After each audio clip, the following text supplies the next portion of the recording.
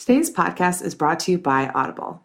Get a free audiobook download and a 30-day free trial at www.audibletrial.com/historyfangirl.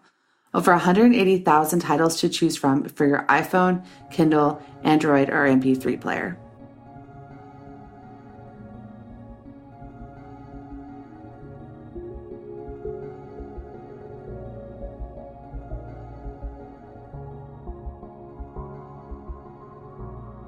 Hi, I'm Stephanie Craig. Welcome to the History Fangirl podcast. This is episode 19, The Boston Witch Trial. The Salem Witch Trials are one of the most famous episodes in American history. But did you know that it was preceded by a witch hunt trial in Boston? My guest today is Nancy Mades-Byrd, the host of the Witch Hunt podcast. We talk about this Boston witch trial and its impact on that little town down the road, Salem.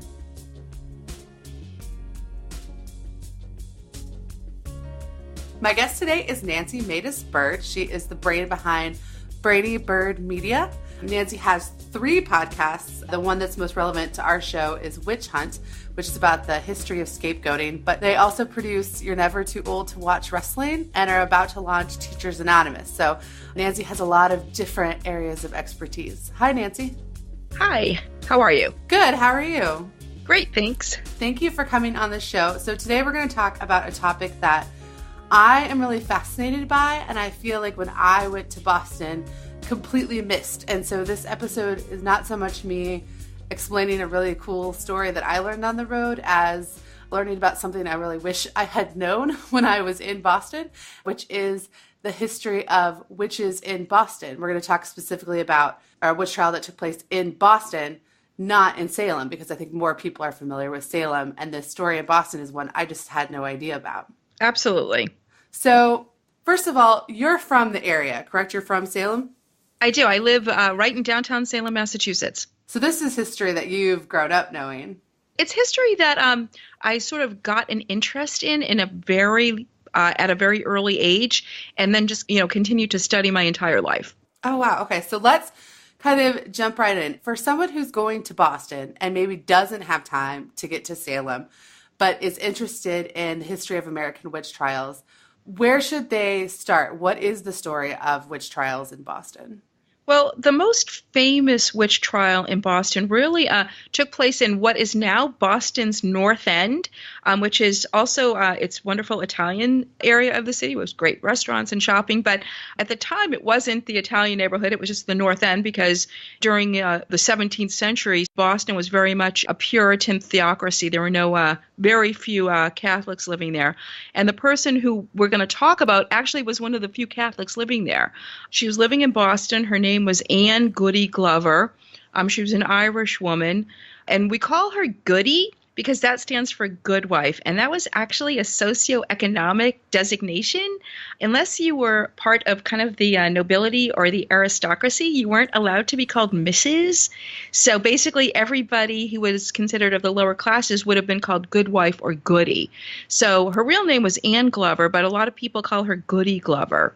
She is the most famous person to be hanged in witchcraft in Boston. She is also the last person to be hanged for witchcraft in Boston. She was executed on November 16th, 1688. Oh, wow. So we are, we're recording this on November 19th, so we're kind of right at that anniversary. Oh, wow. Very close to the time. So Ann Glover was originally from Ireland. In the 1650s, she and her family were among an estimated about 50,000 people who had been deported by Cromwell from Ireland to Barbados. She appears to have been widowed while she was in Barbados, and by the late 17th century, around 1688, she and her daughter had emigrated to Boston, and they were both working as servants in the home of a guy named John Goodwin for his family. They'd really only been in America for a couple of years. The daughter, I think, worked as like a housekeeper, and the mother, Ann Glover, was basically the family laundress.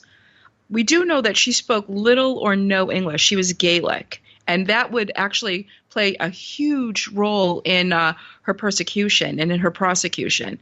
So real quick, before we go on to there, because the fact that she spoke Gaelic, I just spent 2 weeks in Ireland, and while I was there, I learned a lot about the history of Irish immigration to the United States. What do we know about why she would have been forced to leave under Cromwell? Was it? It was during the English occupation of Ireland, and they were a forced migration. Basically, they were sold as indentured servants to Barbados. Oh, wow. I know that happened to a lot to Australia too, especially with children. Yep. Yeah.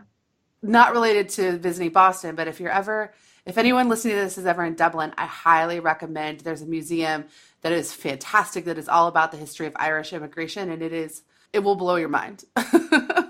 Oh, absolutely. So let's jump back in. Sorry, that's just a plug for one of my favorite museums. Let's jump back into Anne's story. So she's in Boston, and what's going on with her life now? So she is in Boston. She and her daughter are both working as servants for a family. You have to remember, Catholics were very, very much denigrated in Puritan Massachusetts. In 1688, Massachusetts is pretty much a Puritan Protestant theocracy. The idea of a separation of church and state is not a blip on anybody's radar screen at this point. And we often like to sort of joke that the only thing that the Puritans of Massachusetts hated more than a witch was a Catholic. And sadly, it's not far from the truth. So they're working for the Glovers, and the Glovers have 4 children who start to come down with sort of these bizarre symptoms. They're having seizures, they're having fits. The doctor describes them sometimes as almost catatonic and they can't move. Then at other times they are like running around on all fours, making like deeply disturbing guttural animal noises. They're throwing books across rooms. You have to remember, these are Puritans. All they have in their house are religious books. They're not listening to their parents. They're just really acting up in ways that Puritan children were absolutely not expected to behave.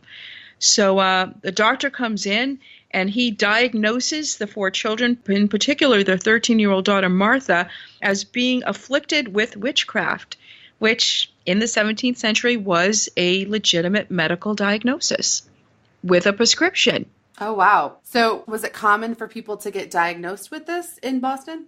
Well, in all of New England, take it outside of Boston, from the time that, Massachusetts Bay Colony is settled in 1620 up until 1692 when Salem happens, only about 80 people are ever accused of witchcraft. And of those, about 12 were executed, and mostly actually in Connecticut, not Massachusetts. So it was a fairly uncommon accusation. And also, by 1688, when Ann Glover is accused, the great age of, massive European witch hunts, that's pretty much over. That's a very 1640s, 1650s Europe kind of thing. It's not really happening that much here. So it was actually kind of unusual when she is accused of witchcraft. Do we know anything about the doctor and why maybe he would have gone down this path? Well, you know what? It was a fairly common path for them to go down. Even though very few people were prosecuted for witchcraft in the 17th century, everybody believed in witches. They all believed in something around them that they called the invisible world. And they genuinely thought that spirits and angels and demons, existed in the ether that they thought surrounded the entire planet. And so, sort of looking to the supernatural to explain the unexplainable was kind of a go-to for these people. So when a doctor examines them and he cannot find a physical reason for these kids' illness, the kind of next thing on the list was witchcraft affliction. And again, it had a prescription. The prescription was fasting and prayer. So what happens after that diagnosis is made? Well, after the diagnosis is made, they sort of bring in a round of fasting and prayer. And here we see coming into the picture, somebody who's actually really famous in the Salem Witch Trials is the young Reverend Cotton Mather, who at this point, he's 25 years old. He's sort of trying to come out of the shadow of his very powerful father. His father's a guy named Increase Mather. He's the president of Harvard, a very influential figure. And Cotton Mather kind of makes his bones, as it were, on the Goodwin children's case. He really gets in there and studies it. He actually takes 13-year-old Martha Goodwin into his home to sort of study her illness, and he becomes very involved. And then when she starts accusing, I guess the 13-year-old, she is the first one who names Ann Glover as the person who is afflicting her. Glover is interrogated. She is arrested. She's put on trial. Unfortunately, because she is basically, not fluent in English, she has a really hard time aiding in her own defense. And I think at this point, it's also really important to point out that 17th century jurisprudence was very different from today. In the United States today, you have a right to a lawyer. You're presumed innocent until proven guilty. Those things did not exist in 17th century Massachusetts. You did have a right to confront evidence against you, but if you don't speak the language, it's really hard to confront evidence against you. Is there any kind of connection with the fact that it's a 13-year-old girl that accuses her, and the Salem Witch Trials are started by a collection of similarly aged teenage girls? Absolutely. Historians absolutely see a nexus between the Boston case and the Salem case. They're only 4 years apart. It was big news. After Ann Glover is executed, Cotton Mather writes a book about it that becomes kind of a bestseller. Remember, it was full of, they didn't really have novels then. So here was this kind of historical essay that had all of these kind of lurid and interesting details about all of these horrible tortures that these kids were going through. So, of course, everybody was running out to buy it.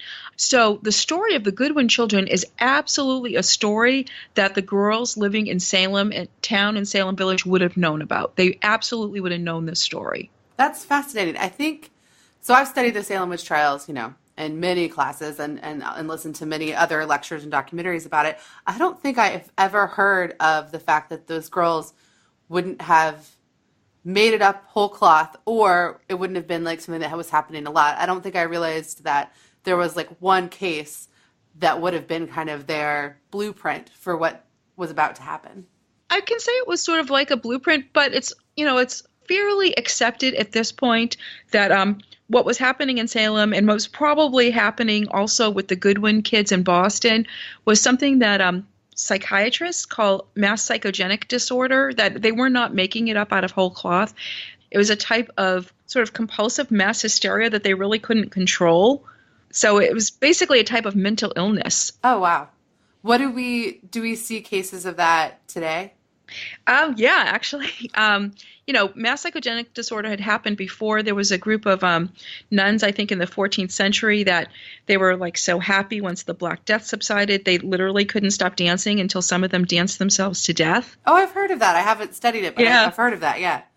There was a group of boarding school girls in Africa in the 1960s who couldn't stop giggling, and they actually had to shut the school down for a semester and send everybody home. Oh my God! And as late as 2011, in America, in Leroy, New York, there was a group of high school girls, all at the same high school, who started to exhibit symptoms shockingly similar to Salem and to Boston. And, of course, nobody was crying witchcraft, but they thought it was like an environmental problem in their school. They did like air quality tests in the building. They ripped the walls apart looking for mold. They tested the water. And then ultimately they realized that there was completely psychiatric. But I mean, some of these girls, they wound up in wheelchairs. They wound up in hospitals. And for a few of them, it took like a couple of years until they were symptom free. Did separating them help with that? Yep, absolutely. That's so crazy. I'd heard of the case of the dancing. I'd even heard of, I think, the school in Africa, but I hadn't heard of the recent New York case. That's crazy. So let's go back to Anne for a minute. What do we know about the time between when she's accused and her execution? Well, we know that these time periods were really short. Justice or injustice moved very swiftly. So she's arrested, she's interrogated. Within a couple of weeks, she's put on trial, as it were. She is relentlessly questioned by prosecutors in ways that she doesn't understand.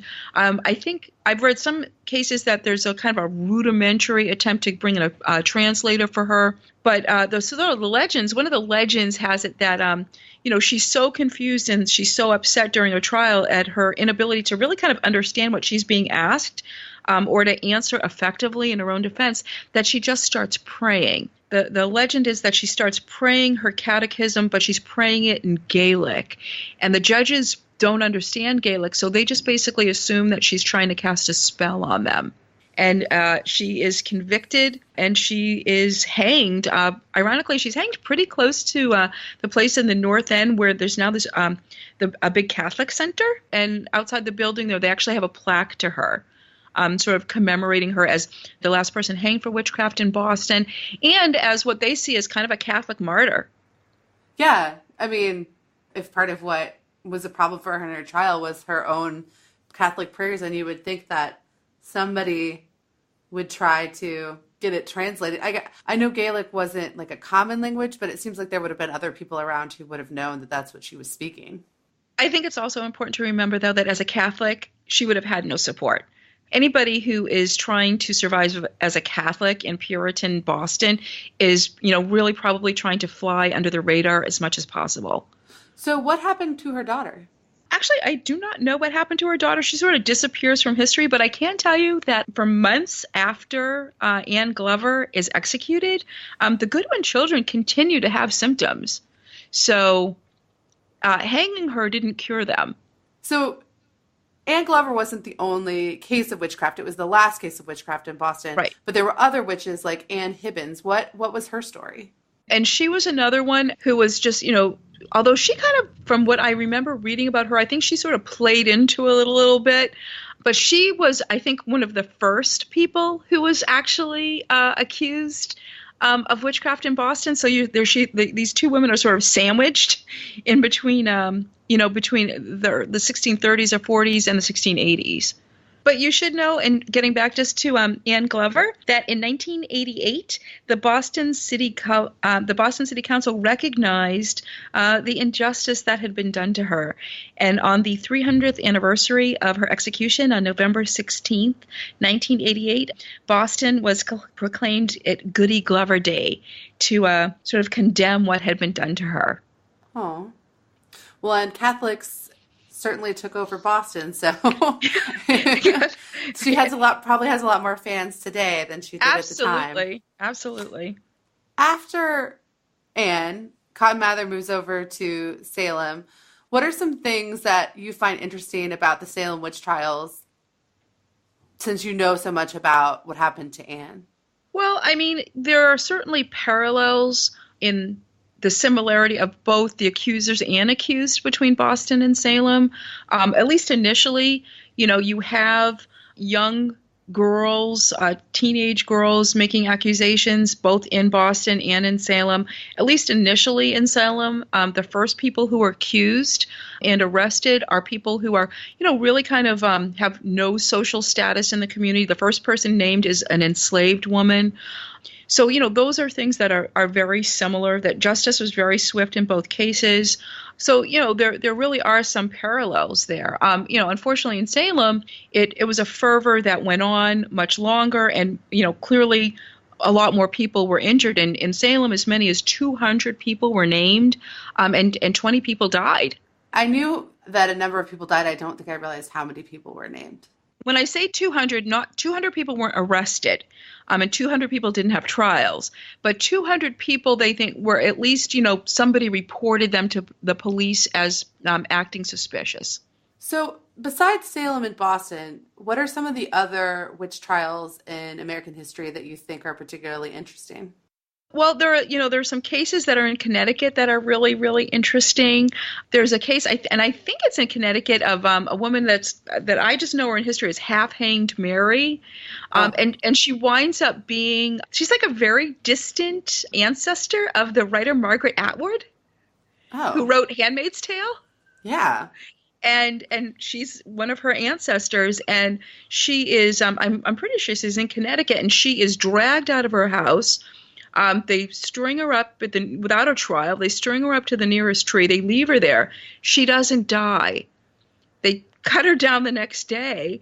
And basically, because she was already hanged for witchcraft, she's allowed to live and goes on to live for, a few years after that.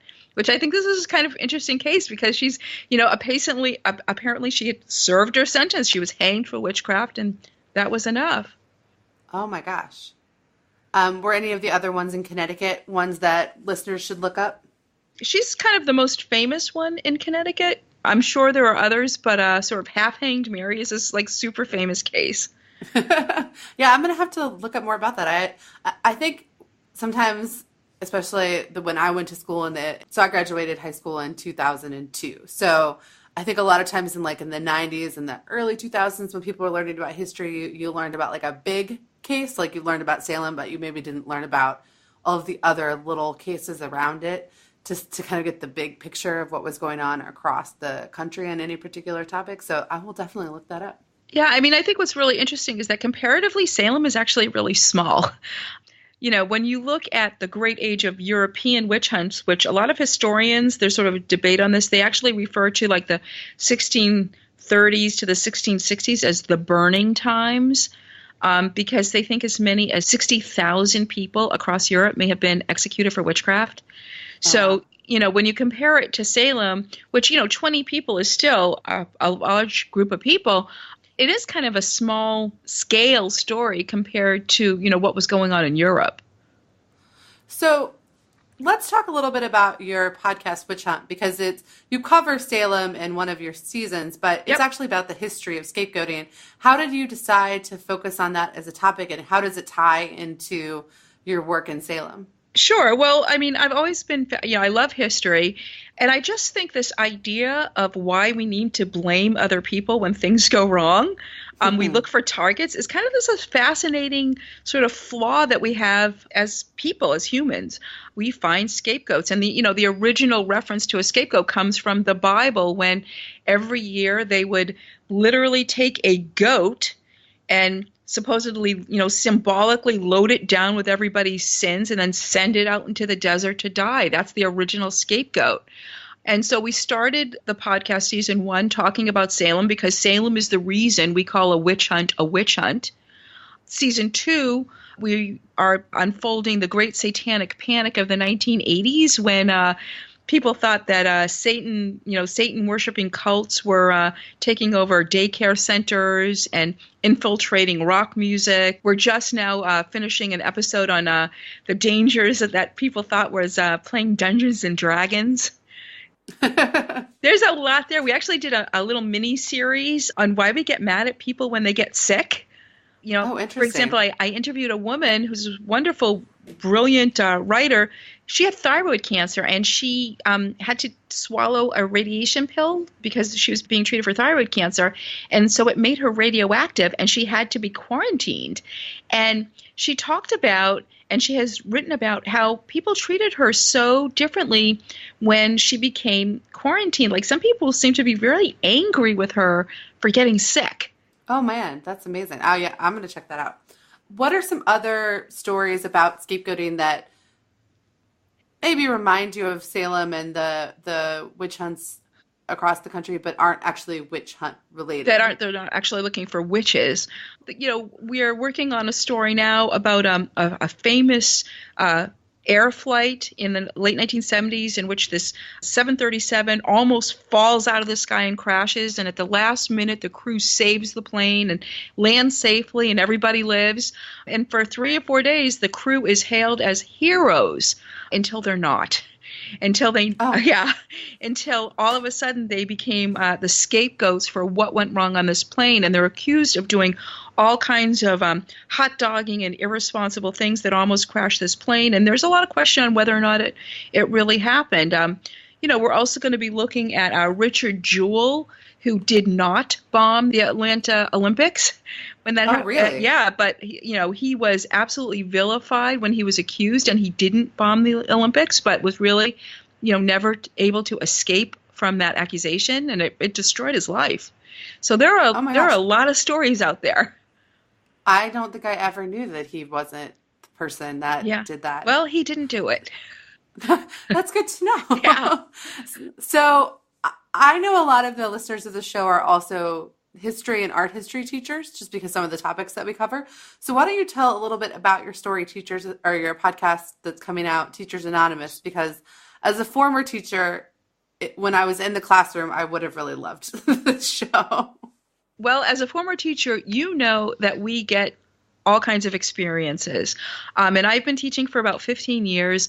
And so the idea behind Teachers Anonymous is basically about 20 minutes of 3 stories where real teachers anonymously share their stories. So people can either write their stories and send them to me, or we can have a conversation. But basically, I keep your identity secret. So I might say something like, a listener from Colorado tells us about, because one of the things that was really hard in trying to develop this show is teachers are scared to talk about school.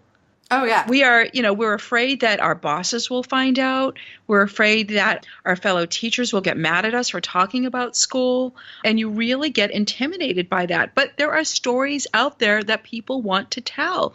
So the idea is that every show will tell 3 stories that are true.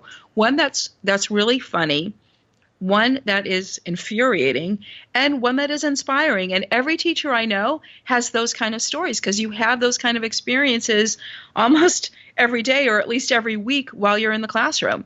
As a Salem local, what are some travel spots that people should make sure to go to in Boston and in Salem if they're interested in the history of witch hunts and witchcraft in Massachusetts? Well, if you are interested in the history of witch hunts and witchcraft, you need to come to Salem for sure. I would take a tour, take a walking tour, get a good map. The walking tours, to me, tend to be a little bit better than the museums, although some of the museums are pretty good, too. If you are in Boston, Mount Auburn Cemetery is going to have some history. A lot of the Mathers are buried there.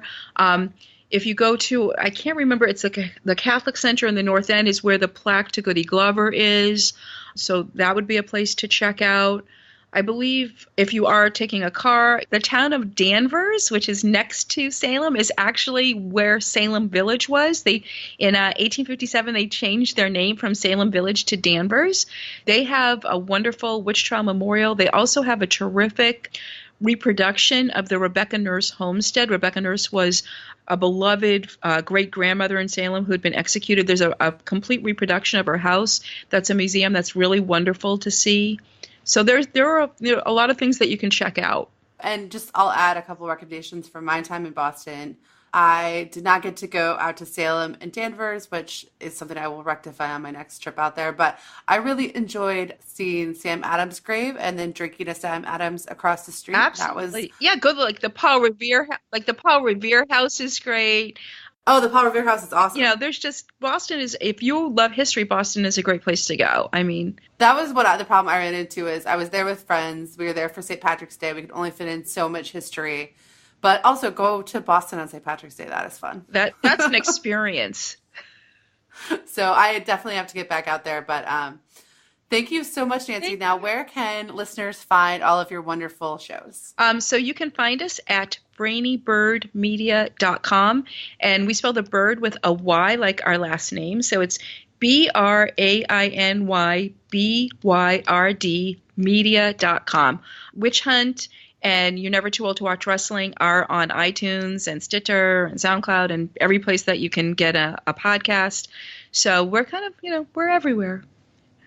And when does Teachers Anonymous come out? Teachers Anonymous is going to be coming out within the next 8 weeks. We are writing and editing and recording and gathering the best stories.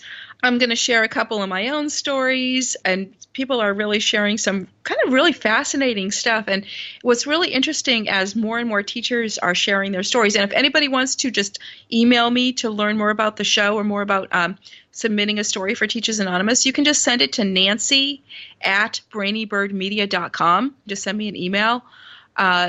People just have the most fascinating experiences in the classroom. And what's interesting is that there are certain parallels that everybody has the same experiences. And then you get these outliers that are completely unique. Oh my gosh. Okay. Well, I probably will check out that podcast too and relive my PTSD from my 2 years in the classroom. But you have PTSD, but then you're also crying because you loved it so much. So my teaching experience is a little different than some people. So I did teach for America right out of college. So I 100% think it made me a better person. I learned so much about the way that America really works. As far as the social justice thing, it was a great 2-year experience for me, but it was also overwhelming because I was 22 and 23, and who has their life together at 22 and 23? Oh yeah, absolutely. My friends that stayed in the classroom 10 years later, even though their lives are 1,000 times more chaotic now with families and classrooms and like major responsibilities at the school, like they still have crazy experiences. So I respect people so much who can stay in it, because it's not my life calling, but I'm a better person for having done it for sure. And the things teachers go through are just crazy. It is. It's crazy, but it's, it's incredibly rewarding. It is. It's a really rewarding. It's been a very rewarding experience for me. Well, I look forward to telling a lot of my teacher friends about the show, because I think that they need that. And everyone should check out Witch Hunt too. And there's some stuff on Witch Hunt that I haven't heard yet that I need to check out as well. So Nancy, thank you so much for coming on. Thank you. All right. Take care.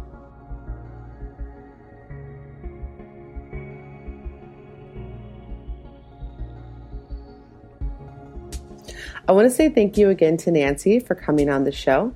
Definitely check out Witch Hunt Podcast or any one of Brainy Bird Media's other shows, which right now there are 3. I have a feeling down the road there may be more. If you end up going to Boston to see any of these places, I would love to see pics or hear about your story. So email me at stephanie@historyfangirl.com. Housekeeping. So today I am in Tunisia. I'm exploring the country's 8 UNESCO World Heritage Sites, along with the history of Carthage and Rome. If you want to see pics from my trip, follow me on Instagram or Facebook at History Fangirl. If you want to read some of the articles that I posted recently on my website a roundup of what happened in November, a little review of my travels from November, which were interesting. I also posted an article about my day trip to the Struve Geodetic Arc in Moldova. So I've been updating my website a little bit more with blog posts about some of my other travels. So if you want to check any of those out, you can go to historyfangirl.com and click on the blog. And if you're enjoying the show and you want to help support the production costs, you can go to historyfangirl.com and go to the shop and check out the t-shirts that are available there. You can become a patron on Patreon, which the link is in the show notes. This week I am mailing from Tunis the postcards and magnets. So there are levels in Patreon where you can get a postcard every month for my travels, and one where you can get a magnet every month for my travels. And I'll be mailing, for the current subscribers in Patreon, I'll be mailing those this week. And then you can rate and review the show in iTunes or wherever else you get your podcasts. So the best, quickest, easiest way to support the show is just to make sure that you're a subscriber. However you get your podcast, that you're subscribed. And then if that way lets you rate and review, that you do that. Thanks for listening.